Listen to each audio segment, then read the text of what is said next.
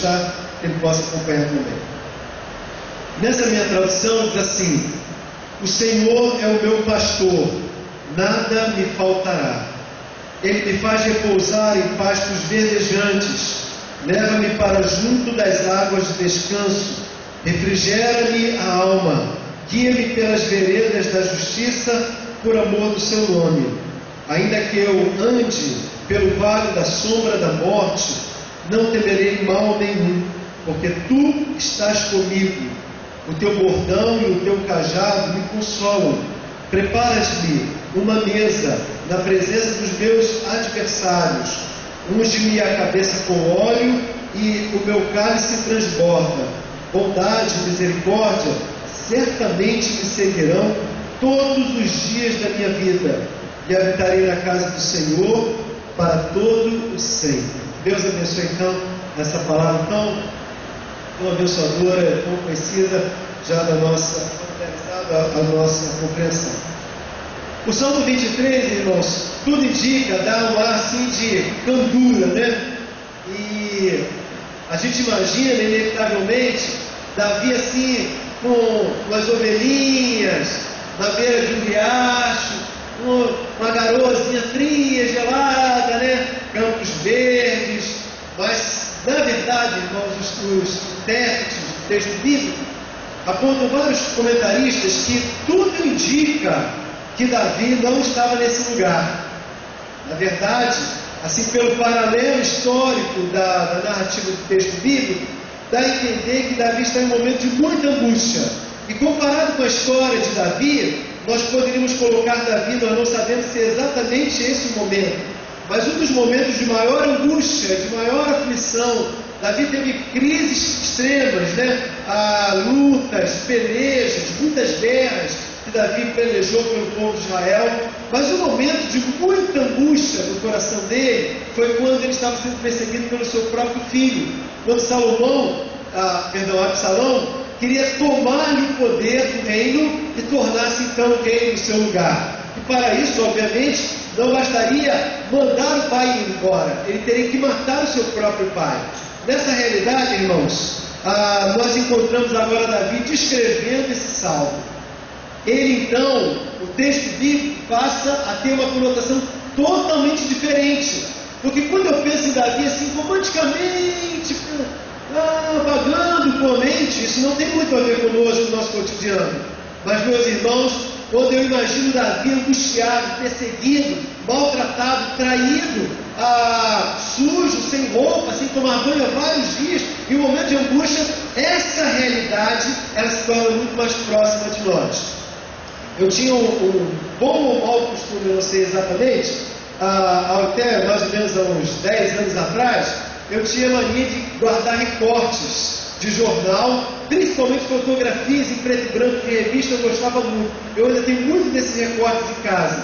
Uma dessas fotos que, quando eu vi no JB, no Jornal do Brasil, me chamou muita atenção. Eu vou dar a data, que é uma coisa muito antiga. 13 de junho de 1999. Era uma reportagem, como muitas outras, falando de um senhor chamado senhor Antônio Salviano, nome um pouco diferente. A reportagem dizia que ele estava no sábado de manhã, ele estava vindo de casa, morava na Zona Sul, passando pela Rua Rodrigues de Freitas, num horário que não era previsível, tinha um grande engarrafamento. Ele foi com seu carro, devagarzinho. Quando ele chegou no local do acidente, ele tomou um susto. Seu coração começou a palpitar rapidamente. A foto mostra no fundo a imagem turva de um carro muito danificado, não dá nem para identificar qual é o carro, e o rosto de desespero daquele pai.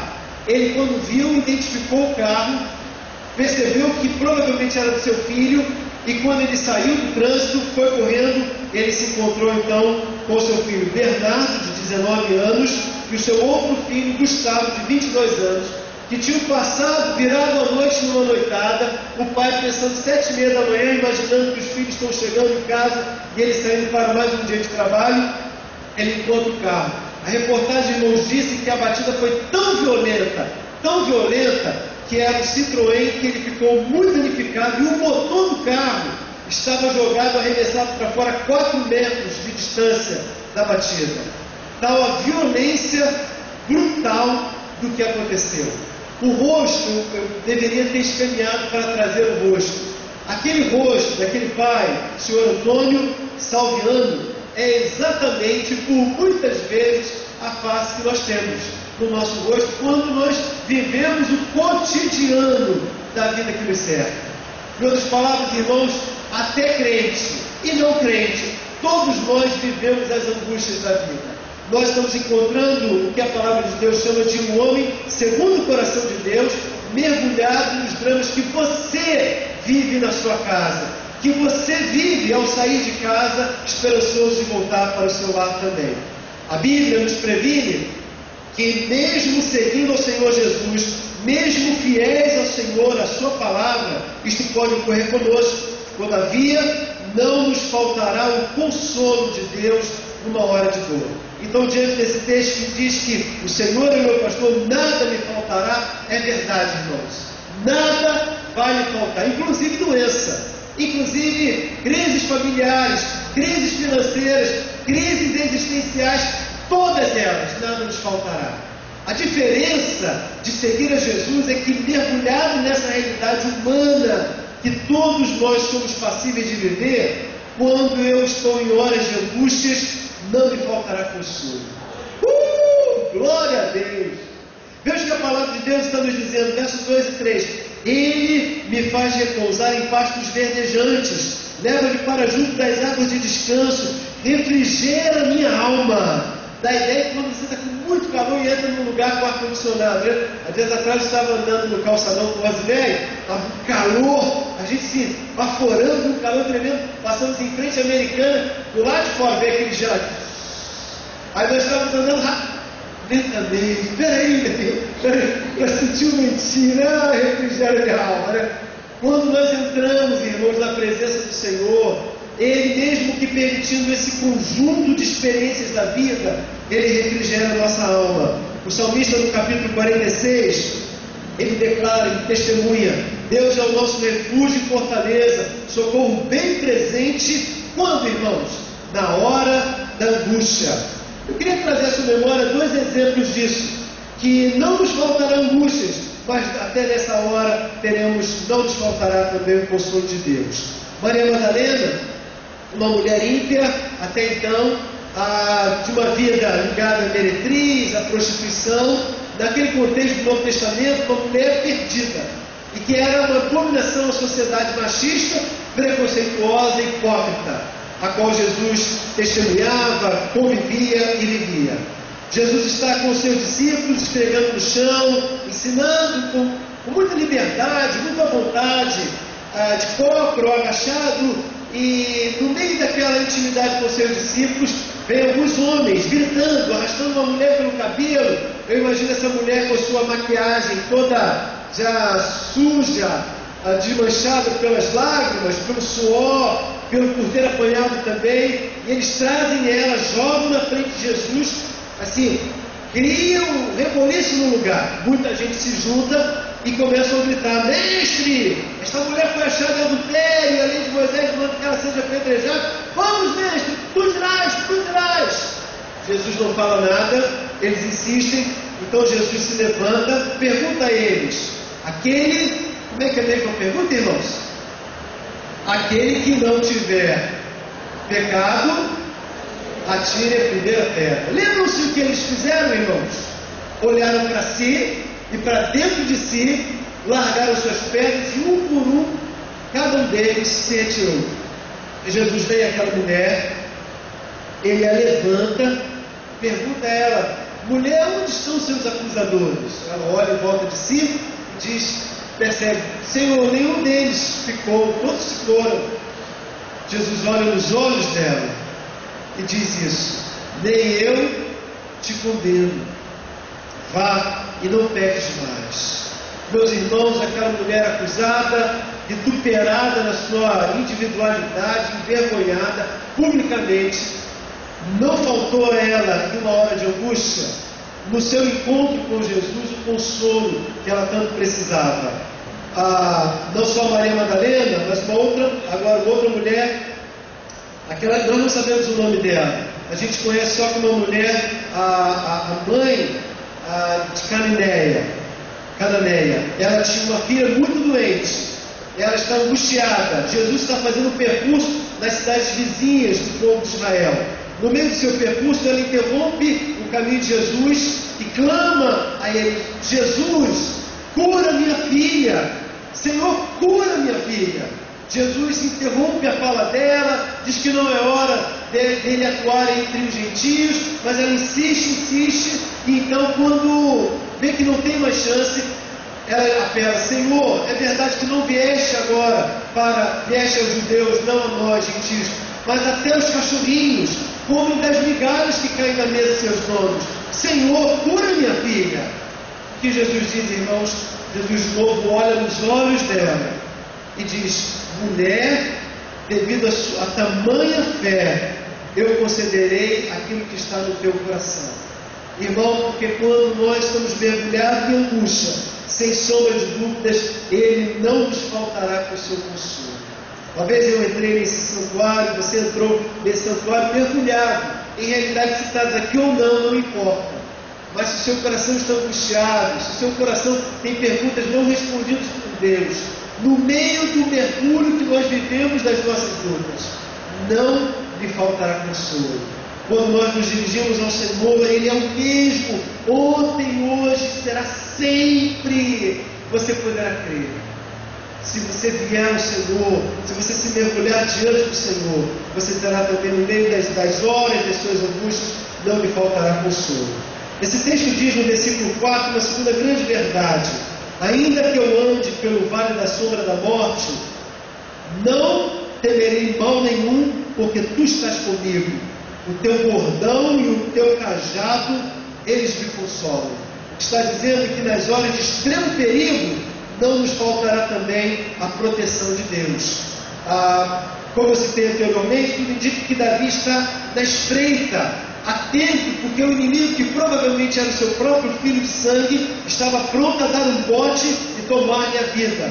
É como a experiência de cada um de nós quando saímos de casa, vamos trabalhar, mas a gente tem consciência que não sabemos se com convicção poderemos voltar para casa ou não. Cada um de nós vive a mesma angústia de Davi e expostos a extremo perigo, basta estar vivo para estar pronto para morrer. O Salmo 90, que parece um pouco contraditório com essa realidade, diz que nós temos toda a proteção de Deus. Se você puder abrir, Salmo de número 90, nos declara isso. Senhor, Tu tens sido o nosso refúgio de geração em geração. Antes que os montes nascessem e se formasse a terra e o mundo, sim, de eternidade em eternidade, Tu és Deus. Tu és Deus, pois Tu tens sido o nosso refúgio de geração em geração. Ora, irmãos, se Ele é o nosso refúgio, a nossa proteção, por que nós vivemos mergulhados no abissinto da morte, na beira do sofrimento, no limite das possibilidades da vida humana? A gente entende isso quando olha o exemplo de alguns personagens bíblicos. Eu vou citar rapidinho aqui. Jó, homem fiel. Diz o texto bíblico que na sua época não tinha homem mais íntegro do que Jó. Mesmo assim, Jó viveu tudo o que viveu. Irmãos, o auge da sua dor não foi ter perdido simplesmente seus bens, todos eles. De uma hora para outra, num vendaval da vida, perdeu tudo, inclusive seus 10 filhos. E sua mulher não morreu, mas o amaldiçoou e o abandonou.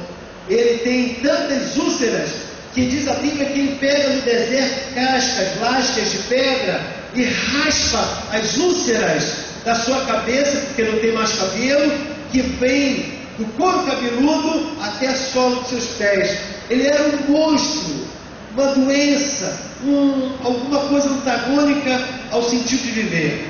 Este homem, que não fez nada aparentemente de errado, mas foi mergulhado no profundo da experiência humana do sofrimento, ele testemunha para nós no final do seu livro que, depois de viver tudo e reconhecer a glória de Deus na sua vida, ter vivido uma amargura, mas sentir o perdão de Deus, o amor de Deus, ele olha Deus fazer tudo de novo no seu viver, ele olha para trás e diz que antes, capítulo 42 de Jó, verso 5, ele conhecia Deus de ouvir falar, mas agora, irmãos, depois do seu sofrimento, da sua experiência com Deus, ele diz que agora os seus próprios olhos o veem.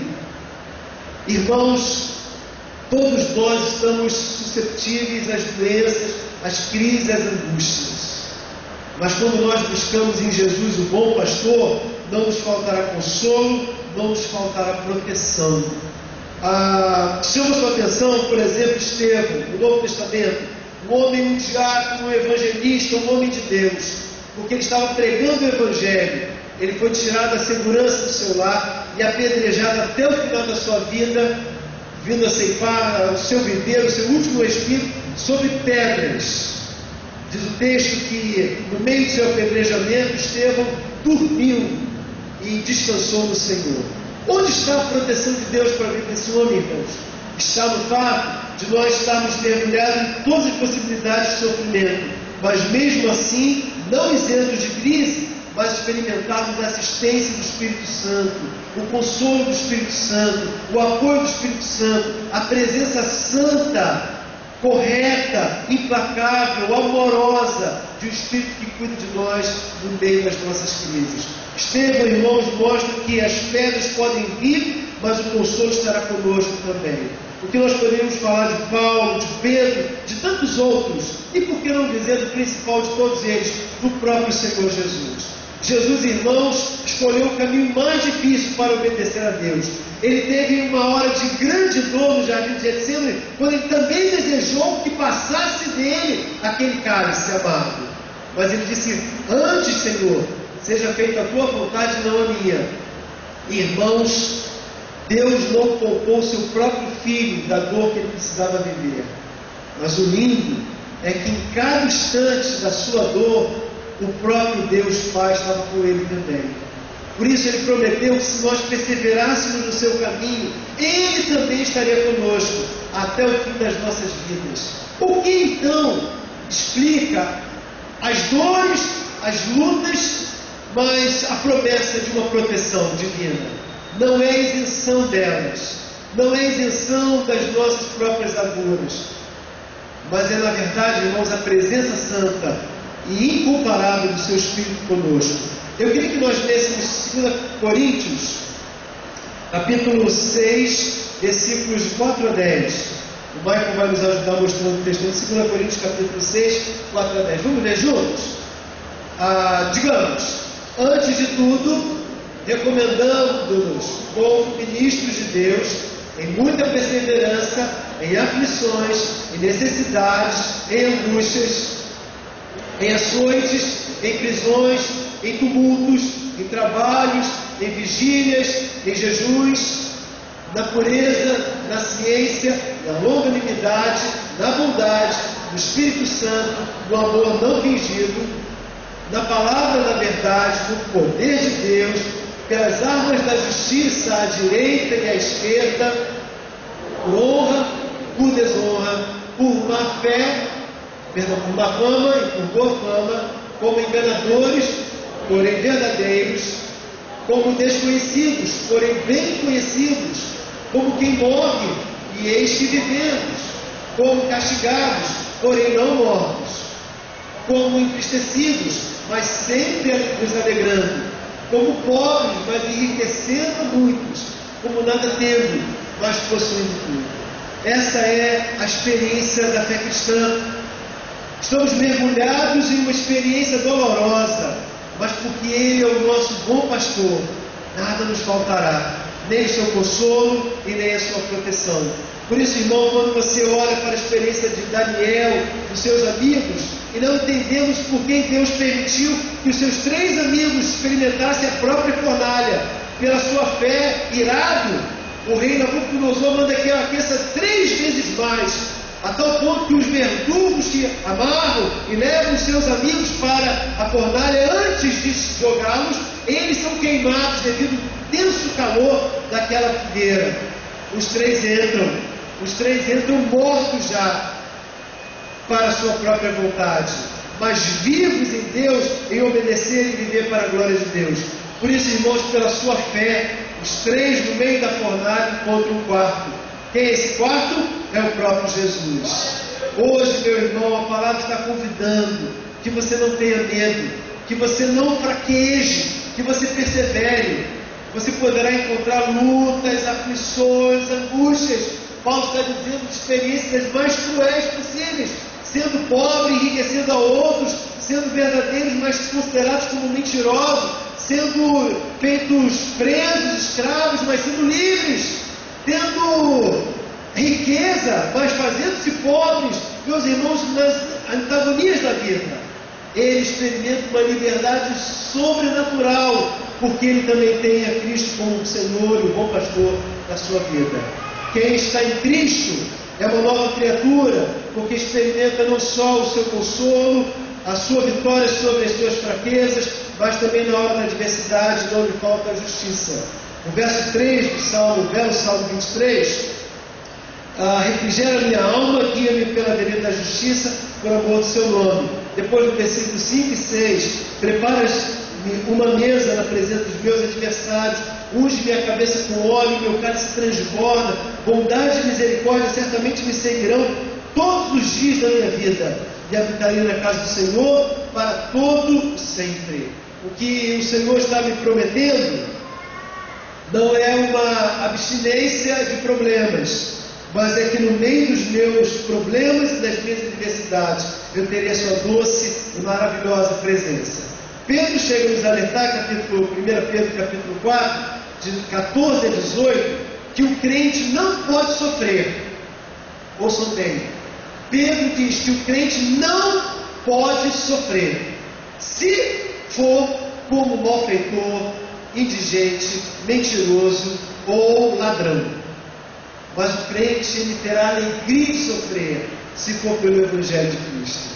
Meus irmãos, a Bíblia está convidando você a sofrer pelo Evangelho. A gente sofre pelo Evangelho não por ser crente chato, mas por viver a luz. Porque quando a luz está no meio das trevas, não tem como sobreviver às trevas na presença da luz. Quais são as figuras que o salmista usa nessa passagem, nos versos 5 e 6, para mostrar a justiça divina em nosso favor? Ele fala de uma mesa. Coloca uma mesa na minha presença, comigo, junto dos meus adversários, dos meus inimigos. Essa mesa é como que Deus permitindo, Jesus permitindo, que haja um confronto entre você e os seus opositores. Um confronto que esclareça as verdades, que não nos esconda, mas nos coloque de face a face. Muitas vezes os problemas que nós temos é porque nós nos omitimos ou guardamos para nós mesmos.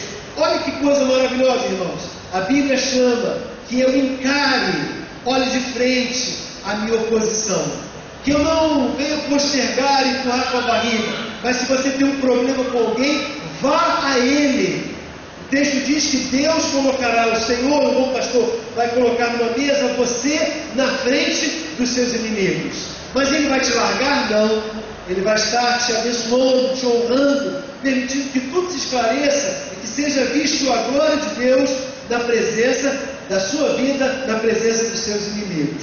Uma segunda figura que ele usa, não só a mesa, mas ele fala de uma cabeça ungida. Sabe o que é isso? O rei, quando ele seria coroado, ele sentava no trono, se ajoelhava diante do representante legal do Estado e sobre uma taça cheia de óleo, de azeite ungido, era jogado sobre a sua cabeça. Aquele unguento escorria abundantemente, descia de seus cabelos, passava por sua barba, alcançava seu pescoço, entrava pelo seu corpo inteiro e chegava até o final do seu corpo. Ou seja, irmãos, aquele óleo ia como que tocando, marcando, delineando a bênção de Deus sobre a vida do rei. Deus está nos dizendo nessa noite, irmãos, que apesar das suas lutas, se Jesus for o seu bom pastor, Ele vai preparar uma mesa na presença dos seus amigos, dos seus inimigos, e Ele vai ungir você. Ou seja, Ele vai estar abençoando, declarando, se é você um separado, um eleito, ungido dEle. Veja, irmão, que Ele não promete benécias, não promete cordão de isolamento, vacina contra problemas, mas Ele vai te ungir, te abençoar, te honrar. Terceiro lugar, Ele diz não só de uma cabeça ungida, mas agora um cálice transbordante diante dos nossos adversários, o que fala de uma abundância e de uma prosperidade. Uma prosperidade pregada nos nossos dias não combina com o Salmo 23 pregado aqui, na verdade, porque a prosperidade dos nossos dias diz que você não tem problemas, mas esse Evangelho diz que você vai estar mergulhado em problemas, eles vão cercar a sua vida e que você tire seu cavalinho da chuva, porque você vai vivê-los querendo ou não. Mas esse Evangelho diz que você não vai estar sozinho. Alex, quando você encará-los, você não vai estar sozinho. O Senhor vai colocar uma mesa farta na presença dos seus inimigos. A irmã vai estar face a face com os seus opositores, seja o nome deles quais forem, e o Senhor vai estar com você. Ele vai ungir sua cabeça e Ele vai honrar você à frente dos seus opositores. Prosperidade no conceito bíblico não é abundância de dinheiro, mas é felicidade com o que você tem. Eu tenho aqui algumas ovelhas que meu sobrinho e minha sobrinha lá de Joaria, né? Eu lembro-se do José, eu esqueci o sobrenome dele. Tinha aquela penca de criança, né? José Luiz e Rosemary. O José Luiz, irmãos, ele era um funcionário muito simples, humilde da Comune. Sabe quem trabalha de ficar correndo? Era o José Luiz, né? Pega lixo, joga, pega lixo, joga. Ele fazia aquilo ali. 6 irmãos, o mais pobre, o único crente. Todos encarnavam, gozavam, escrachadamente encarnavam no José Luiz, porque ele era um crente, o trouxa que levava dinheiro para sustentar o pastor da igreja. Só que, irmãos, no final do mês, um por um vinha com o Pires pedindo: José, me ajuda aí, adianta o dinheiro aí, porque o meu dinheiro acabou. Qual era o segredo de José? José Luiz, ele era um homem fiel ao Senhor, ganhava um salário mínimo e meio, mas ele era temente ao Senhor. Seu dinheiro não era gasto com cigarro, com bebida, com mulheres, era gasto na sua própria casa e na casa de Deus. Seus filhos, roupas muito simples, algumas doadas por outros irmãos da igreja, mas sempre limpinhas, passadas e cheirosas. Via ele com a sua bicicletinha carregando as crianças, sua mulher, um no colo, um na pia, todos eles criados no caminho do Senhor. Porque, meus irmãos, quando nós fazemos de Jesus o Senhor da nossa vida, o bom pastor da nossa vida, Ele nos honra. Irmão, irmã, se Jesus é o teu Senhor, se é o seu bom pastor, você não pode reter nada do que você tem, porque tudo entregarei. Cantamos aqui: tudo entregarei. Sim, Jesus bendito, tudo entregarei.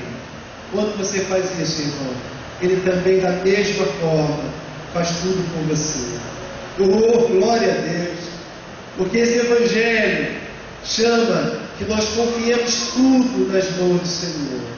Seu tempo, seus talentos, seu dinheiro, sua casa. Nós não estamos chamando você a vender a casa, entregar seu carro, seus bens aqui na igreja. Não. Nós estamos pedindo que você se entregue por completo ao Senhor. Teu negócio não é teu negócio é do Senhor. Tua família é do Senhor, sua saúde é do Senhor, sua juventude é do Senhor, tua existência toda é do Senhor, porque nós cantamos tudo, Senhor, tudo te entregarei. Por isso, irmãos, quando nós fazemos de Jesus o nosso bom pastor, nada vai nos faltar, inclusive as crises, mas Ele vai dar consolo, proteção e justiça sobre a sua vida. Feche seus olhos. Talvez sejam entre nós pessoas, crentes, sinceros, que lá atrás fizeram uma experiência, uma entrega de vida verdadeira. Mas, irmãos, às vezes as agruras são tão tremendas, tão amargas, tão pesadas, que a gente não pode mais experimentar a bondade, a misericórdia, como que nos seguindo por toda a vida. Nós começamos a querer nós mesmos resolvermos os nos afastamos dessa grande promessa. Mas hoje você está ouvindo que a palavra de Deus te chama de novo a não confiar no seu braço, a não confiar na sua juventude, a não confiar nas suas saídas, mas entregar, abandonar no altar do Senhor toda a sua vida. Eu quero orar por você, irmão, que está lutando entre reter nas suas mãos o que não é teu, é de Deus, a sua vida, a sua juventude, o teu dinheiro. Mas eu oro para que o Espírito de Deus esteja falando, gritando ao teu coração, para que você possa entregar. E vai entregando mesmo, irmão, agora. Vai entregando tua vida, vai entregando tua família, tua casa. Vai descansando em Deus, para que você possa experimentar o perdão dele, a graça dele. Se você está com a gente, não é crente em Jesus, mas ama a Deus, é sincero no seu coração, você também quer experimentar esse amor, mas você ainda não entregou a sua vida a Ele. Essa é a sua noite. É a noite que nós lhe convidamos em nome de Jesus, para você convidá-lo a ser no seu viver um bom pastor. Que tal você orar assim, dizendo, nessa noite: Senhor Jesus, eu estou cansado de lutar as minhas lutas, eu quero entregar a minha vida a Ti, para que Tu lutes minha luta, me dê o Teu consolo, Tua proteção, e seja justiça em minha vida. Eu Te recebo como Senhor e Salvador da minha vida agora, Senhor. Eu Te aceito como Salvador da minha vida, como meu Senhor. Eu oro de verdade, em nome de Cristo. Você fez essa oração? Levanta a sua mão bem alto, eu vou ver você. Deus te abençoe, querido. Você está entregando sua vida a Jesus? Glória a Deus. Talvez você é crente em Cristo, está entregando seu problema. Pode levantar sua mão, irmão. Vou ver você e orar por você. Se a angústia tomou conta do teu coração, não duvide nele, confie nele. Glória a Deus, glória a Deus. Pode abaixar sua mão, Pai. Nessa noite, algum amigo que ainda não entregou sua vida a Jesus, quer fazer isso agora, quer entregar o seu viver a Jesus, levante bem alto a sua mão. Eu vou ver você e vou orar por você. Alguém quer entregar sua vida a Jesus? Glória a Deus por você, querido. Vamos colocar em pé, irmãos. Essa canção termina, a canção final desse culto. E eu quero convidar que você, nessa canção, esteja entregando sua vida, sua luta, o seu viver, a sua semana ao Senhor. Vamos adorar o Senhor.